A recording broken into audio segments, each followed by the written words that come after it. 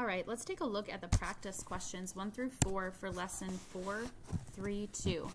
First one says, how much energy must be removed from 10 grams of water at 0 degrees Celsius in order for it to go to ice at 0 degrees Celsius?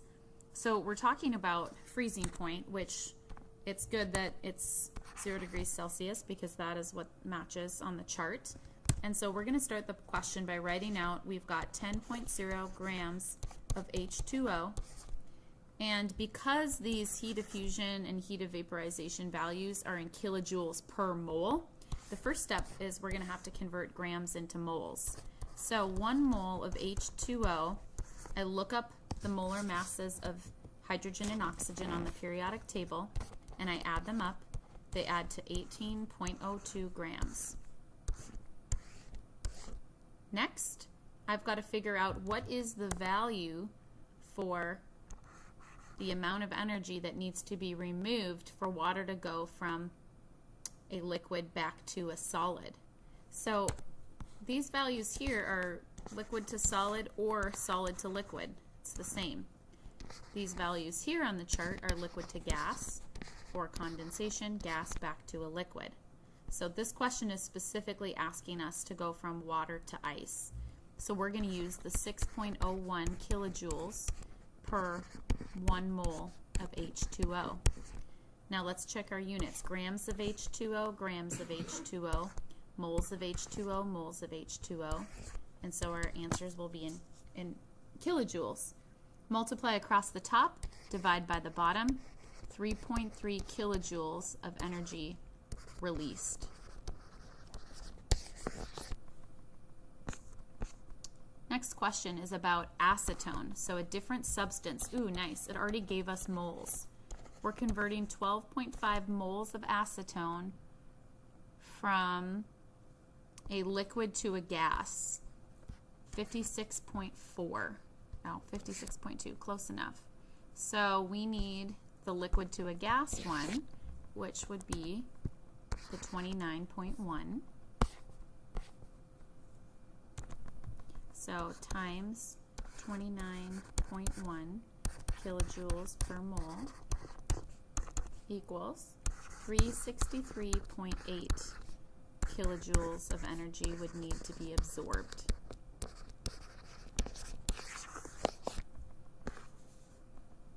How much energy would need to be absorbed by 25 grams of ethanol? And it gave us the formula in the chart, C2H5OH.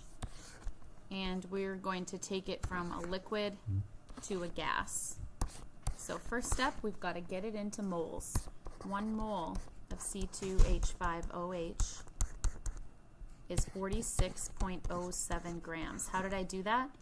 2 carbons, 6 hydrogens, plus 1 oxygen from the periodic table. Now I go to the chart.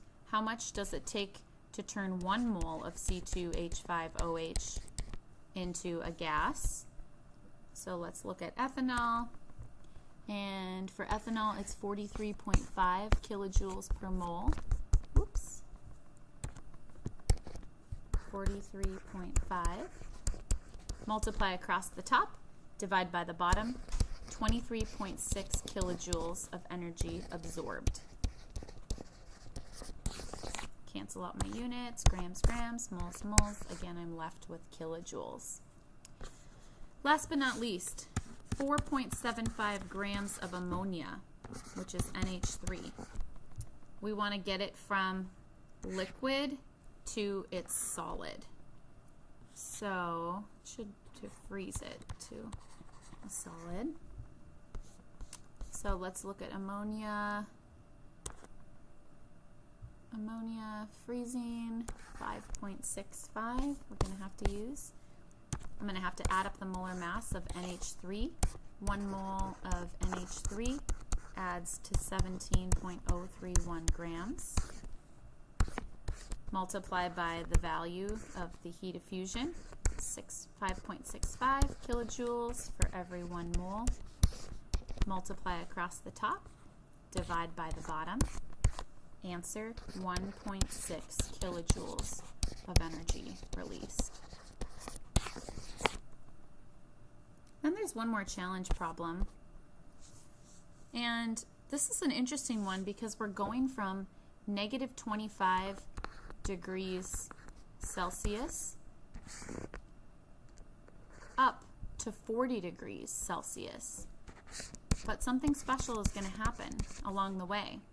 It's going to heat up, then it's going to hit 0. And just like we learned in class, it's going to plateau as extra energy absorbed is breaking the intermolecular forces. And then it will heat up to 40. So how many different equations are we going to need? We're going to need one to go from negative 25 to 0 because this is in its solid phase. We're going to need a different formula, as we learned, for it to go through the phase change to calculate how much energy is required for it to go from a solid to a liquid. And then we're going to need a third equation for when it's heating up as a liquid. So this is going to be a lot of work because we've got to do 3 separate equations and then add everything up. And then, oh, they throw this at us that we'll have to convert from kilojoules to joules for some of the equations. All right, so let's start. If we're going from negative 25 degrees Celsius up to 0, there's a temperature change. So we can use Q equals MCAT. The mass of the water in the problem is 10 grams. We know the specific heat for water when it's ice is 2.06 joules per gram degrees Celsius. And the temperature change here is 25 degrees Celsius. So when I multiply those numbers together, I get 515 joules. So to reiterate, that's how much it takes, how much energy is required for that yellow part of my little graph here. Next, I need to go from 0 degrees Celsius solid to 0 degrees Celsius liquid. So I'm going to use my new equation, delta H fusion times moles. And for H2O, the delta H fusion is 6.01 kilojoules per mole. And then I've got to go off to the side and figure out how many moles of H2O do I have if I've got 10 grams. So I'm going to divide by the molar mass, which is 18.02 grams. And I've figured out that this is 0.55 moles. So times by 0.55 moles. Now this is going to give me an answer in kilojoules. 3.3 kilojoules. Times by 1,000 to convert that into joules, 3,300 joules. Now the last part, we've got to go from 0 degrees Celsius liquid to 40 degrees Celsius. So we can use MCAT again because we've got a change in temperature. Mass of the water is 10. We know the specific heat for water is 4.18. And 0 to 40 is a temperature change of 40 degrees Celsius.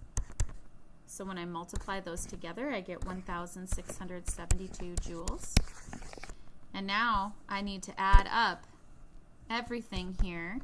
I'll highlight them in pink from all 3 parts of the equation.